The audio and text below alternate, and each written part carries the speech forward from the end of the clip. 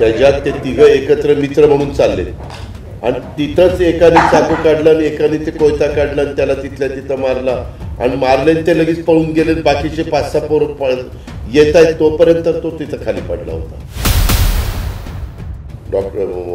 Police म्हणले की दादा खाली 10x10 सिक्युरिटीवर एक अजून एक खोली. परंतु ह्याचं वागणं बिगणं, आईला सतत बोलणं, ते पिक्चर तशा पद्धतीनं बघणं वगैरे वगैरे अशा पद्धतीनं ते चाललेलं होतं. बारामतीमधलं महाविद्यालय छोट्याशा कारणावरून वाद भर चौकात कॉलेज बाहेर कोयत्यानं संपवलं. उपमुख्यमंत्र्यांच्या शहरातच ही घटना घडल्यानं आता हालचालींना वेग आलाय. मिळालेल्या माहितीनुसार मृत व्यक्ती आणि आरोपी हे दोघेही विद्यार्थी तुळजाराम चतुरचंद कॉलेजमध्ये 12वीत एकाच वर्गात शिकत होते. कॉलेजच्या मुख्य आवारात धारदार शस्त्रानं असंख्य विद्यार्थी उपस्थित असताना कोयत्यानं वार करून विद्यार्थ्याची हत्या करण्यात आली. कोयत्याचा घाव इतका वर्मी होता की विद्यार्थ्याच्या नरड्यात अडकला आणि त्याच वेळी एका विद्यार्थिनीलाही दुखापत झाल्याची प्राथमिक माहिती समोर आली. या संदर्भात आता उपमुख्यमंत्री अजित पवारांनीही दखल घेतली आहे.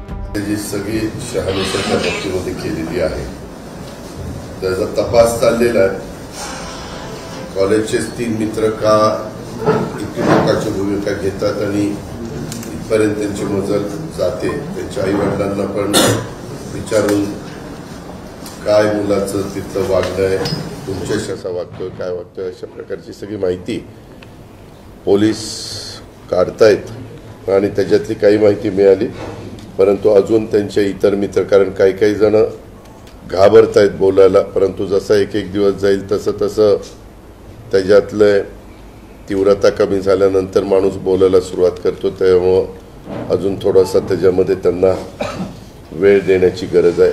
बारामतीकरांना काळीमा फासणारी किंवा अतिशय वेदना देणारी ही जी काही घटना घडली ही दुर्दैवी घटना आहे आणि त्याच्यातून त्या दोघांनाही कशा पद्धतीत झालं काय, ते दोघंही 17 वर्षाची आहेत. आपला कायदा 18च्या पुढं तो सांगतोय.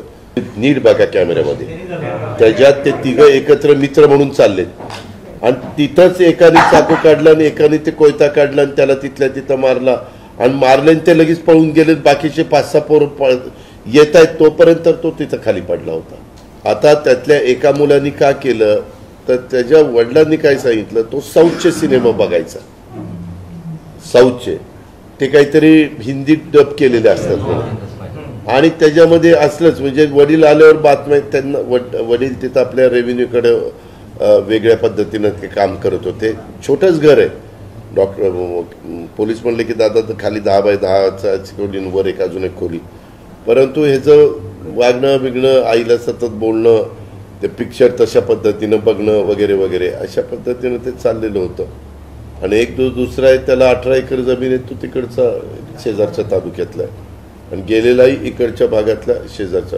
म्हणजे एक मुलगा त्याच्यात पुणे जिल्ह्यातला, एक मुलगा सातारा जिल्ह्यातला, एक मुलगा सोलापूर जिल्ह्यातला. बारामतीच्या टीसी कॉलेजच्या आवारात एका अल्पवयीन मुलानं दुसऱ्या अल्पवयीन मुलाचा धारधार शस्त्रानं वार करून खून केला. सोमवारी 30 सप्टेंबरला सकाळी 11च्या सुमारास ही घटना घडली. या हल्ल्यात सदर विद्यार्थी जखमी झालेला. त्यानंतर त्याला रुग्णालयात नेला असता तिथंच त्याला मृत घोषित करण्यात आलं. खरं तर दोघांमध्ये पार्किंगला गाडी लावण्यावरून काही दिवसांआधी भांडण झाल्याची माहिती मिळाली आणि या रागातूनच हा खून झाल्याची माहिती समोर येतेय. विद्येचं माहेरघर समजलं जाणाऱ्या पुण्यात दिवसाढवळ्या हत्या, बलात्कार होत असतानाच कोयता गँगची देखील दहशत आहे आणि आता पुण्यातून बारामतीमध्ये सुद्धा त्याचं लोण पसरतंय.